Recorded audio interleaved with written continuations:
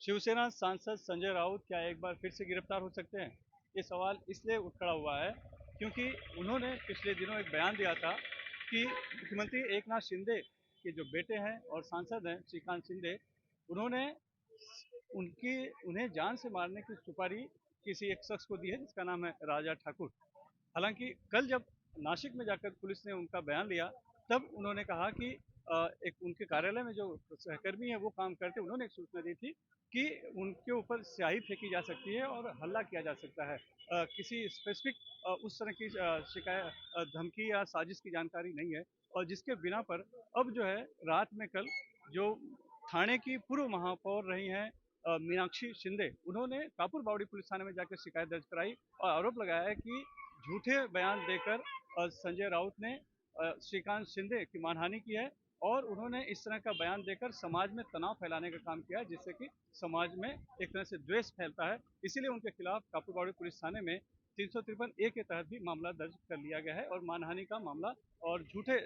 आरोप लगाने का मामला भी दर्ज किया गया है। बहरहाल इस बात को लेकर संजय राउत का सुबह एक बयान आया है कि ये सरकार है, ये गुंडों की सरकार है। जो दबाव बयान लिया जा रहा है वो दबाव कर लिया जा रहा है। मैंने शिकायत की, उस शिकायत पे जांच होनी चाहिए थी, लेकिन उल्टे मेरे खिलाफ ही एफआईआर दर्ज कर ली गई है और मेरी अनुपस्थिति में यहाँ सामना दफ्तर में आकर उस सहकर्मी का बयान लिया गया और जैसा वो चाहते थे वैसा बयान उन्होंने ले लिया, ऐसा उन्होंने आरोप लगाया है। और उनका ये भी कहना है कि सरकार जो भी कहे वो निडर है और अपने बयान पर वो कायम है और वो सरकार के दमनकारी नीतियों के खिलाफ बोलते रहेंगे। बहरहाल इस बीच जो है कि जो एकनाथ शिंदे गुट है, जिसे कि शिवसेना और चुनाव चिन्ह धनुषबाण भी मिल चुका है, उन्होंने प्रदर्शन करना शुरू कर दिया है मुंबई और ठाणे के अलग अलग क्षेत्रों में और दबाव डाल रहे हैं कि संजय राउत ने जिस तरह से झूठे बयान दिए हैं, जिस तरह से मानहानि की है, उनके खिलाफ मामला दर्ज है, तो अब उन्हें गिरफ्तार किया जाए। तो बहरहाल एक बार फिर से संजय राउत पर गिरफ्तारी की तलवार लटक गई है। इसके पहले वो ईडी के तहत, ईडी में जो गोरेगांव में पत्थर वाला चाल मामला था उसके तहत गिरफ्तार हुए थे, कई महीने तक जेल में रहे थे, हालांकि उस पर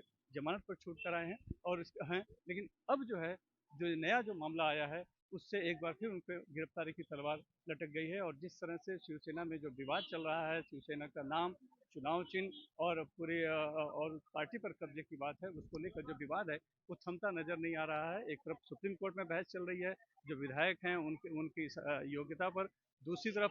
जो नाम और चुनाव चिन्ह चला गया, चुनाव आयोग ने जो फैसला दिया था उसके खिलाफ इन्होंने अर्जी दी थी सुप्रीम कोर्ट में, तो उसकी सुनवाई के लिए तो सुप्रीम कोर्ट राजी हो गया, लेकिन सुनवाई लंबे समय के लिए चलेगी, उस पर स्टे जो चाहिए था स्टे नहीं मिला। तो कुल मिलाकर जो राजनीतिक स्थिति है वो मुंबई और महाराष्ट्र की वो एक तरह से कड़वाहट और टकराहट की तरफ बढ़ रही है और उसमें शिवसेना की तरफ से कह सकते हैं कि एक तरफा मोर्चा संभालने वाले और जो संजय राउत हैं वो फिलहाल कहीं ना कहीं मुसीबत में फिर से एक बार फिर से दिखाई पड़ रहे हैं, क्योंकि उन्होंने जो बयान दिया उनके बयान के आधार पर उनके खिलाफ एक शिकायत दर्ज करा दी गई और आरोप लगाया गया है कि उन्होंने मानहानि की है श्रीकांत शिंदे की, उन्होंने झूठे आरोप लगाए हैं और साथ ही वो जो है कि समाज में द्वेष फैला रहे हैं। तो एक बार फिर से संजय राउत विवादों में भी हैं और कहीं ना कहीं उनके ऊपर गिरफ्तारी की तलवार भी लटकनी शुरू हो गई। मुंबई से cameraman Praveen Rohit Sunesi, NDTV India के लिए।